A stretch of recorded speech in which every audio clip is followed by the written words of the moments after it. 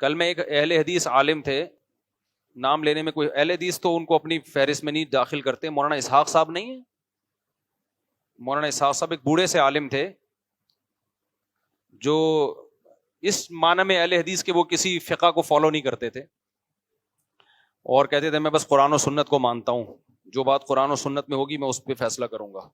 مولانا اسحاق صاحب جن کی میں نے بات کی, میں ان کا احترام کرتا ہوں, بزرگ تھے, ان کا انتقال ہو گیا, اللہ مغفرت فرمائے.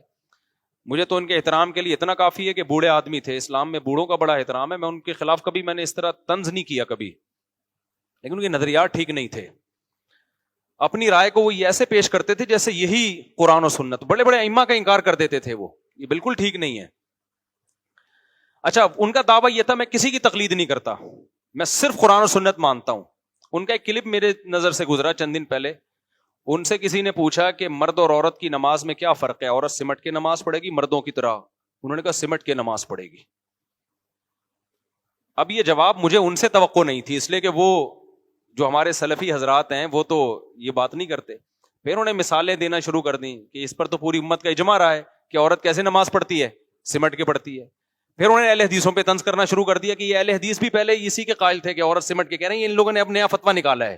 ان کا کلپ مجھے کہیں ملا نا تو میں شیئر کروں گا اس کو, میرے تو نظر سے گزرا, پھر وہ گزر گیا.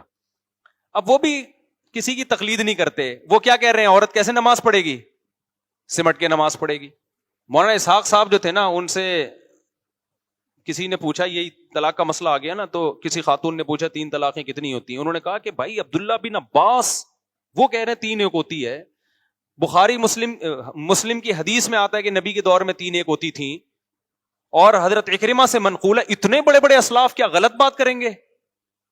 اتنے بڑے بڑے اسلاف کہہ رہے ہیں کہ 3 کتنی ہوتی ہیں, 1 ہوتی ہے. اتنے بڑے بڑے اسلاف, تو یہ تو مسلک پرستوں کے پھر انہوں نے طنز کرنا شروع کر دیا ہم لوگوں پہ نا, کہ یہ ایسے ویسے. بھائی اتنی نبی کی کا قول آ گیا, وہ تو حضرت عمر نے طلاق کی روک تھام کے لیے قانون بنا دیا تھا تو 3 کو 3 کر دیا تھا, ورنہ اتنے بڑے بڑے لوگ.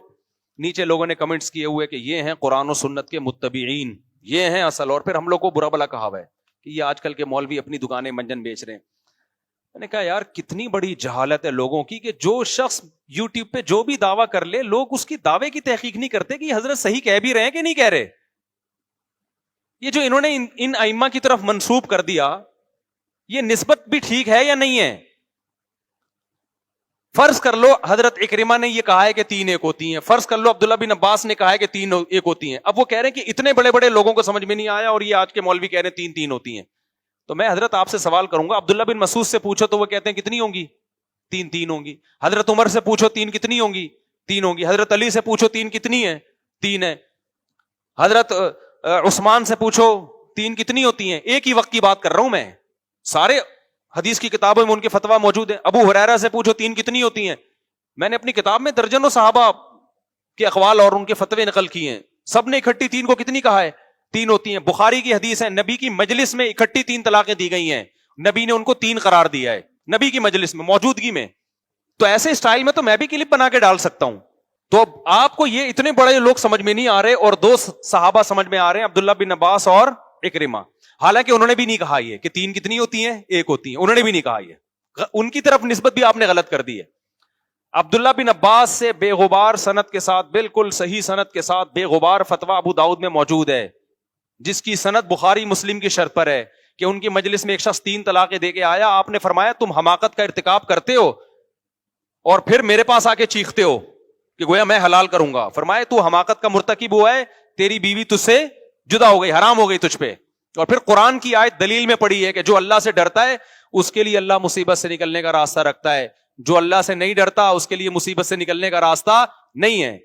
تو مجھے مولانا اسحاق صاحب پہ تعجب نہیں ہے, مجھے آج کے لوگوں پہ تعجب ہے کہ تم ابو حنیفہ, شافعی, احمد بن حنبل اور امام مالک جیسے لوگوں کو جب چھوڑو گے نا میرے بھائی, تو قرآن و سنت کے نام پہ تمہارے سامنے ٹھیک ٹھاک طریقے سے منجن بیچا جائے گا اور تمہیں ٹوپیاں کرائی جائیں گی.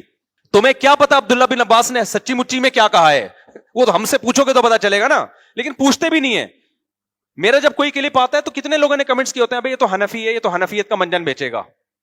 او بھائی جان, ہم حنفیت کا منجن نہیں بیچتے, ہم تو امام شافعی کو بھی ٹھیک کہتے ہیں امام مالک کو بھی ٹھیک کہتے ہیں.